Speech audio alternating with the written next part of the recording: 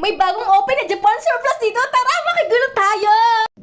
Ako talaga ibibili ng pananghali ang lutong ulam namin. Kaso mo dito sa binibilihan ko sa side na to, walang lutong ulam for today. So, Sunday ngayon. So, eto na naman. Tuwing Sunday kasi, yung bagong open na Japan surplus, yan yung location nilagay ko dyan. May mga bago silang tambak na Japan surplus. Nako, napadaan na naman ako dito, tara. Bago bumili ng ulam, dumaan muna tayo dito. And syempre, nagpaalam talaga ako. Wow, di ba? Nagpaalam ako sa may-ari na pwede bang mag-video. Dahil baka gusto din ng iba, makita nila at layuin nila to. Marami silang mabibili dito. At syempre, pag sinabi natin Japan products or Japan items, diba, goods na goods pa yan. Oo, i-consider natin to ng mga reuse, pero meron din namang mga iba na hindi at magagandang klase pa naman talaga yung mga makikita mo dito. And yes, nag-opening po sila last week lang and napakamura po talaga ng bigay nila nung opening. Ngayon is okay pa rin naman, pero yung iba is medyo tumaas na. Pero sa tingin ko naman is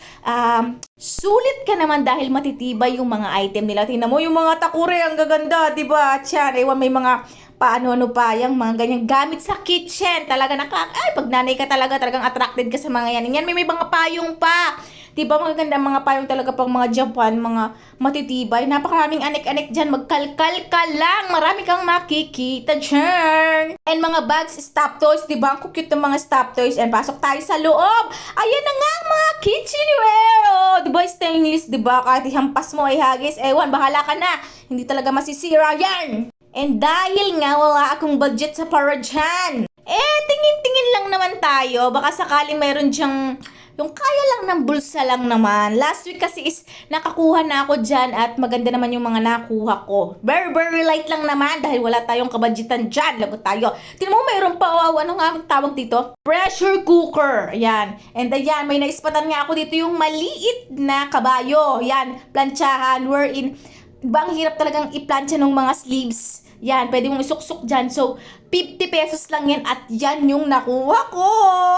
Goods na ako dyan kasi, di ba yung isang hagod lang naman ng plancha is okay na dyan. Lalo na kapag mga blouse kasi gawa nga ng mga collar and mga sleeve. And nagpunta tayo dito, tingnan mo naman dito. Window shopping, window shopping lang naman tayo. No, ganun. Diba, ang daming mga anek-anek dito. Yung pwedeng mahilig sa mga aesthetic na mga design ng mga kagamitan. Dito nyo makikita, mga Mars, mga Beshi. Punta na kayo dito sa may lakeside, sa likod ng Alphamart. Ang dami talaga mga kitchenware. Talagang mananawa ka talaga dito. At ang gaganda pa.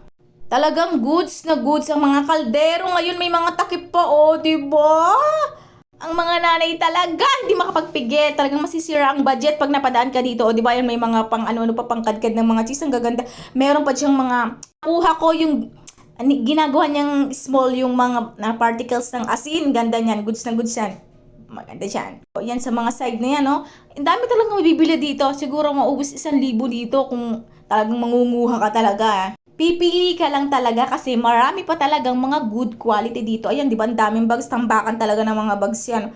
Marami pa nung nakaraan, sobrang dami din na dinala nila dito. And when second week na nila dito, ayan, di ba? Ang ganda ng kaldero at ang dami pang maganda. Nung nakaraan, ang daming kawali na ubos. Ngayon, sobrang dami niya may mga takip na, di ba? Ang gaganda. And yan, makikita niyo yan, no? Yang patungan ng halaman na yan. Ay, mayroon pang, di ba? May training pot. And yan, di ba? Ang ganda niya. Patungan ng halaman, ang aesthetic, di ba? At ang cute-cute niyan. O, kita nyo sa harapan, ang dami pa. May mga malalaking pa doon, no? Steamer, kung anik-anik. Kalkal ka lang dyan, marami ka talagang makukuha. Kalkal ka lang pag may pambili ka dyan. Pag wala ka, bumili ka na ng ulam, baka maubos yung pabili mo ng ulam. Yan na nga yung training pot. Alam ko training pot yan, madami yan, mga ina-assemble. Ikaw na bahala kung ano yung sa tingin mo, goods to goods pa yun ang kukunin mo, syempre. And, syempre dati sa mga Murayta, mga nanay, mga Murayta ang hanap, diba? Maganda, pero Murayta lang kasi afford ang ating budget.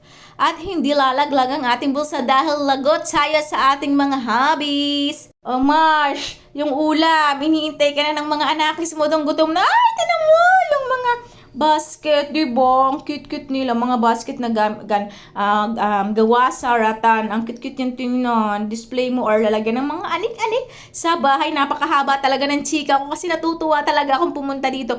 Minsan kahit hindi naman ako bibili, wala, titingin lang talaga. Ayan na nga, binabalik-balikan ko talaga to dahil gustong-gusto ko talaga niyan. Ang cute-cute talaga niyan. Ah, kukunin ko yan! And yan, tingnan nyo naman, ang dami mga kawali, tsaga-tsaga lang sa pagkalkal. And may mabukuha ka talagang napakagaganda dyan. Ang dami niyan, di ba? O, ayan, binalik-balikan ko talaga yan.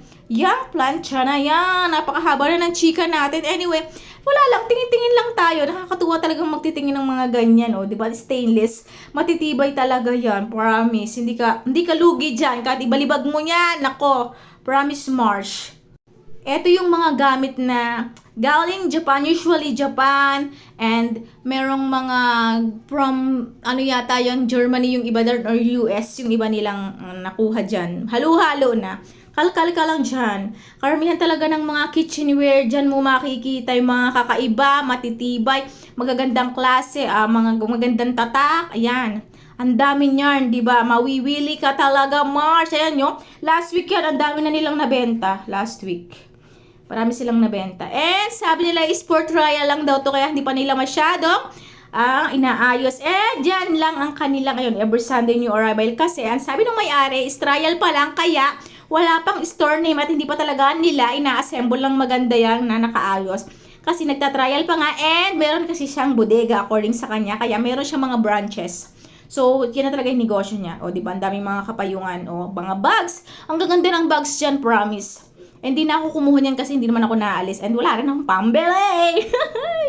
Kung gusto mo ng mga katakipan, walang mga takip yung mga kaldero niya. Ayan, ang dami yung takip. O, daming bags. Saka yung mga mugs.